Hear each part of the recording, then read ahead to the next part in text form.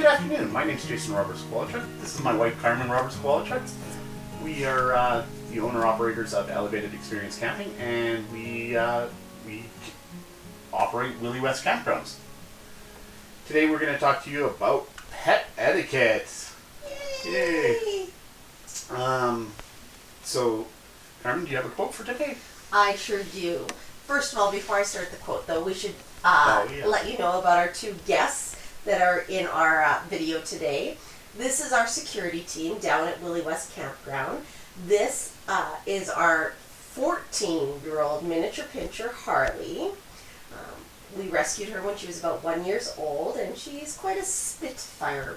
We'll use that as our term to describe her. Something for sure. And then this is Nin. She is our three-year-old now, I guess it is. Chihuahua, who acts zero like a Chihuahua. She is the most laid-back, chillest. She'll probably fall asleep while we're doing this video because that's the way she is. And she's only 4 pounds, Yep. and she was also a rescue. And she came from British Columbia, so she hates the weather here. To say the least. So, on to our quote. So, I would like to say, this is one of my favorite quotes. It says, "Dogs do speak, but only to those who listen." And anybody that's been around our house would know that our dogs are very vocal. Very. And a fun fact is, the average pet owner spends $75 a month on their pets every month there. Which, I guess I'm not the average owner. No, you are not. Just to add a funny story to that, one Halloween my husband was away and I dropped $120 on Halloween costumes for the dogs, and then was on buy and sell negotiating costume for our kids down to $10. That's my wife. Yeah. But they looked good. That they did. Hey, so we have 10 tips for the pet etiquette. So the first one, we're going to do proper medical care and preparations for that. Yeah, so of course when you're camping with your pets, you want to make sure that all their shots are up to date, especially the rabies shots, that they've had flea and tick medication, that they're healthy, that the vet has checked them over, and that there's nothing that you need to worry about. Just like humans, pets can be allergic to things, so Mother Nature can impact them. So again, pay attention to if they're sneezing or their eyes are watering, loss of appetite, all those things, is they can also be impacted by some of the natural elements. So make sure that you have taken care of all their medical needs before you take them camping. That's very true. A lot of people bring their pets that are indoor pets to do some Alberta camping and forget to do the flea and tick. There's tons of ticks all over the place in Alberta, so it's especially, I mean, we even have them down at our campsite, so it's one of those things that people kind of forget if they're taking indoor dogs and go camping, and ticks are not friendly. So the second thing we like to talk about is make sure you bring the right food. Harley, would you agree that we want to bring the right food? No, I want human food, she says. I love human food. Chicken nuggets. No. When you're taking your dogs, make sure that you bring their food. It is really important to keep their diet the same and make sure that you have enough, because again, when you're changing, especially if your dog is more of an indoor dog, when you're changing the environment to an outdoor, their appetite may change a bit. So you want to make sure that you're always bringing enough food, because food is fuel. And so when you've changed their environment, sometimes that may change their eating habits. For sure. And another thing is to be bear safe and outdoor animal safe with the food. So make sure it's in a sealed container. If you are storing it outside, make sure it is in an airtight container. It's better to bring it inside the camper if you're away from your trailer, and if you're doing raw food, same thing. Don't leave the raw food outside, because bears and other animals will get into it, and nobody wants that. And just like adults and kids alike that like snacks while they're camping, your pets do too. So make sure that you always bring them a treat, because they're out there, they're having fun, and so they like to sit around the campfire and have a treat as well. Okay, number 3, ensure proper hydration. Always make sure that water bowl is full. It doesn't take much for that sun to beat down on the puppies and dry that up, especially if you leave your campsite. And please take your puppy with you. Don't leave them at the campsite. They walk with them and enjoy that time. But make sure that water bowl is constantly full because they can get dehydrated so quickly, especially in the outdoors and sitting out there. And one thing that you can buy all over the place now, even the dollar stores, is you can get a collapsible bowl that are really small, and that it's really easy to just attach to your poop bag ring, because most of us carry poop bags now when we walk with our dogs. Just attach that collapsible bowl, and that way it allows for you always to have something to give your dogs, because often we've caught ourselves, even when we go out with our pets to events and stuff, is that we make sure we have water, but we forget that they can't drink out of the same thing that we drink out of. So we've had to create, quasi water containers for our dogs. And so that's why we have now put in all of our vehicles and with our poop bags, the collapsible ones, because they don't weigh anything and they store really well. Yeah, that's right. So number 4 is know the people around you. Know that your dogs are probably not used to the amount of people that you will encounter when you're camping, and they're not familiar with all those people. And camping, although we all want to be respectful, sometimes people cut through your campsite and all that. So make sure you know and understand your dog and know the people around, and are cautiously aware of how to react to your dog when new people are around, or people that they're just not familiar with.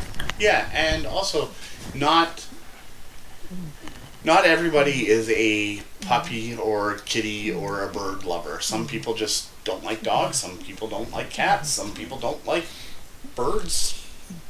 I don't like birds.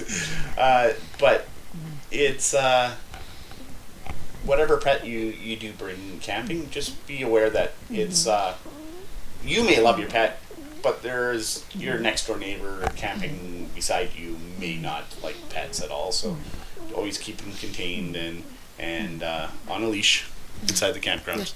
And on the flip side of that, always respect that even though your pet may love you, other pets may not. So always ask permission to pet a dog or an animal when you walk up to them. Don't just assume that because they look friendly and they probably are, they're just maybe have some anxiety in that, but just don't always assume that because your dog loves you, every dog is going to react the same way towards you.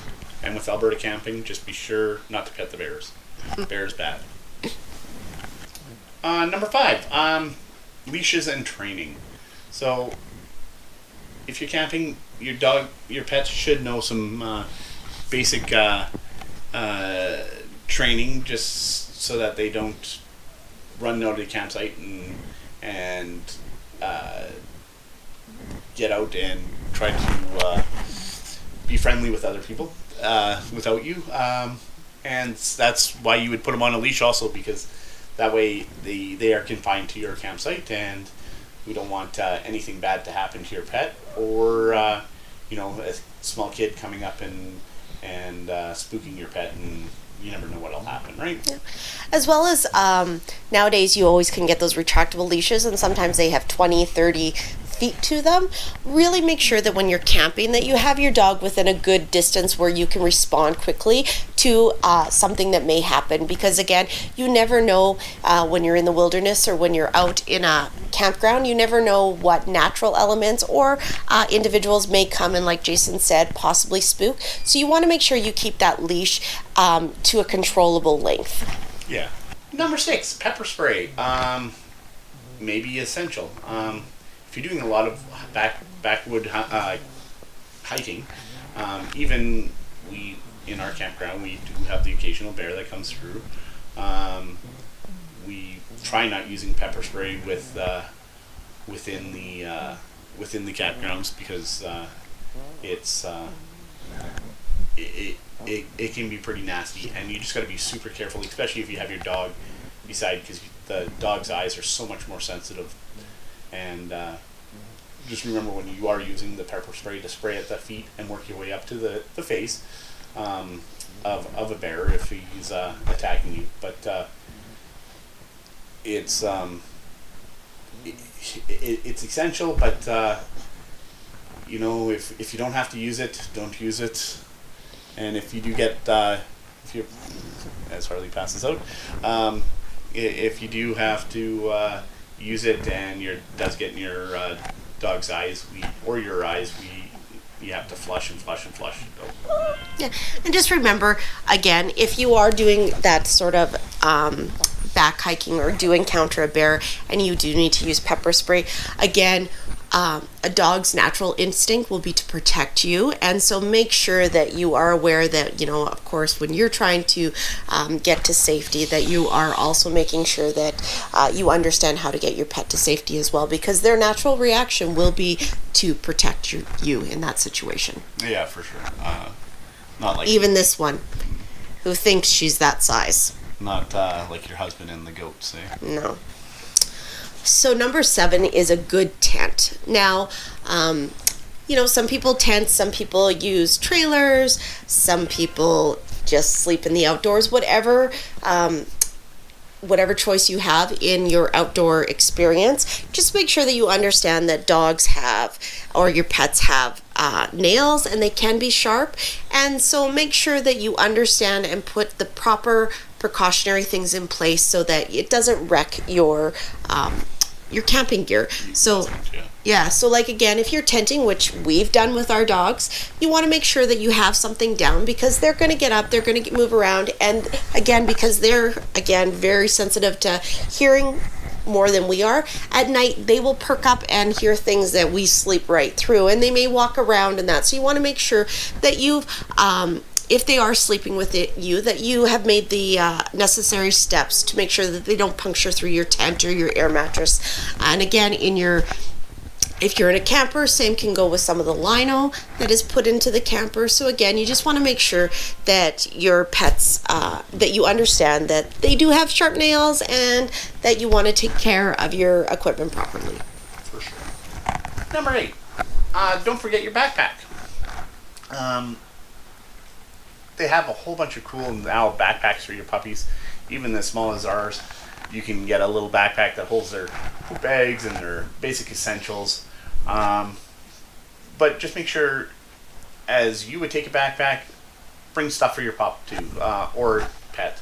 I just use pups because we got pups.